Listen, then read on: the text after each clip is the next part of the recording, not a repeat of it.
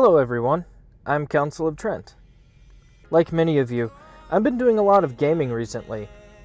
Well, no more than normal really. I'm just using current events just to justify me never growing up. So, with all this talk about Doom and Half-Life, I feel like bringing some attention to a cool game that seems a little bit overlooked. Receiver 2 is a roguelike FPS with partially procedurally generated rooms and special attention paid to the use of firearms.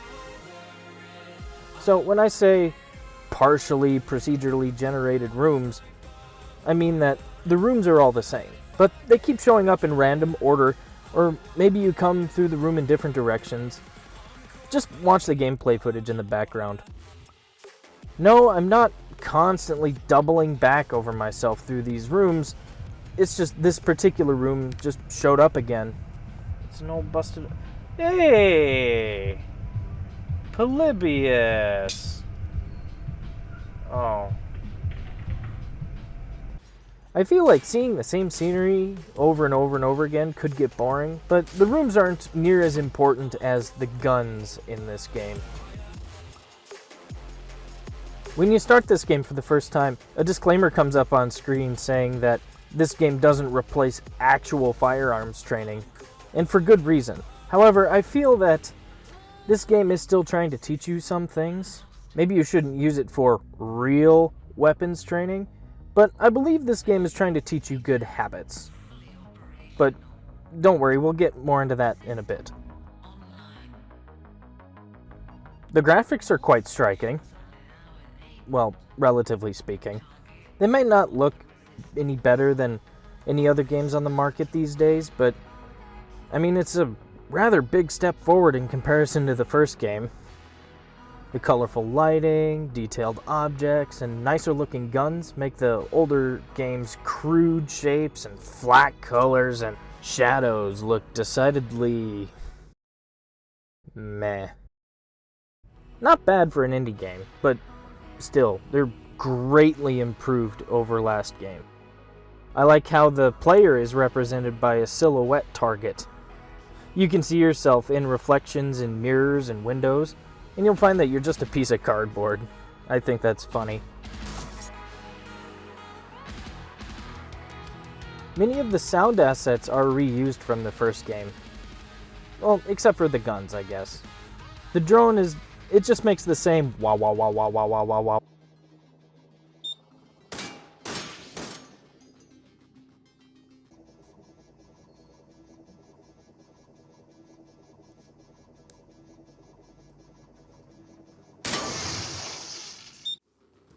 And the turret spots you, it's like zzz, beep, beep.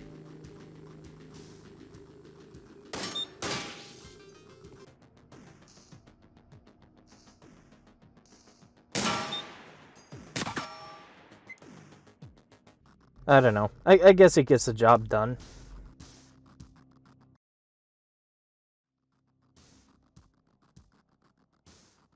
All the guns are appropriately punchy, making any time you have to shoot very satisfying.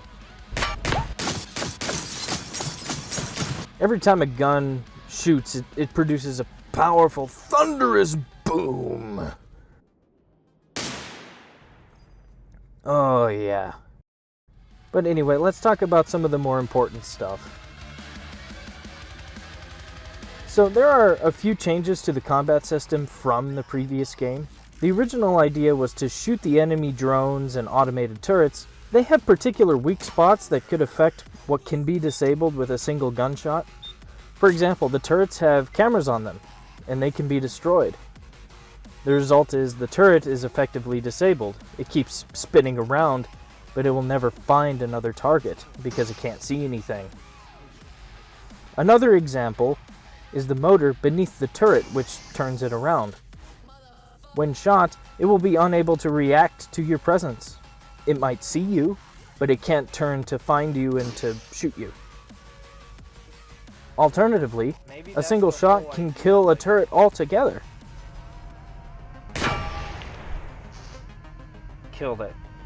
The ability to hack turrets has been added from the previous game, giving players a huge boost. Another nice little boost is when you kill a turret, you'll collect some of its ammunition. I remember playing the old game and running out of ammo, and I would just be compelled to avoid the enemies instead of taking them all out. Now, it might be that I'm just not too keen on roguelikes, but I'm just not too sure what to think of Receiver 2's progression system. Basically, the goal is to collect cassette tapes with special messages on them. Don't worry, I won't spoil what's on them. If you collect 5 tapes, hey, this tape is just you'll level up and progress. Alright, well, that was certainly interesting. However, if you die, you are demoted 1 level. What the? What? Oh, the turret was up there. If you quit the game, you're demoted 1 level. Control your breathing as you If you kill yourself with an accidental discharge, Oh, for f***'s sake! or not accidental discharge, What the? No. What the? What the? What? you're demoted 1 level. So you can have a save point, but by the time you jump back into the game, you have to make up the ground you lost simply by having the gall to stop playing. Okay, is this a roguelike or not? It seems that Receiver 2 can't decide. The original game was, because you start from the very beginning every single time. Though it was a great deal shorter, there were no save points. But the oddball progression system of the new game just seems to be padded by making you replay content just because. The whole focus of Receiver is to give you extremely granular control of the guns in the game. For example, you don't just press the reload button. Instead, you have to eject the magazine, feed rounds into the magazine one at a time, put the loaded magazine back into the gun, rack the slide if it was completely empty, etc., and so on.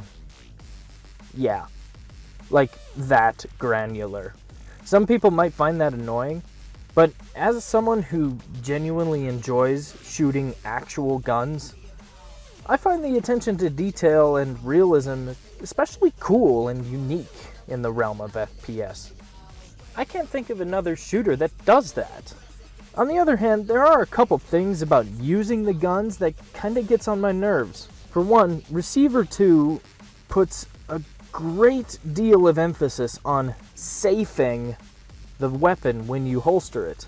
For example, if I have a revolver and I cocked the hammer because I was expecting to shoot, but instead I decide to put the gun in the holster, the gun could just go off and shoot me in the leg. Oh, for f***'s sake! They even say to holster your semi-automatic pistols with an empty chamber. There are some people who insist on carrying guns without a round in the chamber, but again, there are equal amounts of other people who think that the first group of people are idiots. So I guess it's just it's debatable. In the game, the way to safely holster or draw the gun is to hold the button down for something like half a second. The idea is that the game is trying to teach you to carefully or slowly draw or holster your gun. They say if you try and do it quickly, you could accidentally yank the trigger, resulting in a negligent discharge. Okay, so yeah, it could happen IRL. I just f***ing shot myself. However, in this game, if the gun isn't safe and the button is tapped instead of held down, it will go off. Oh, come on! Ugh.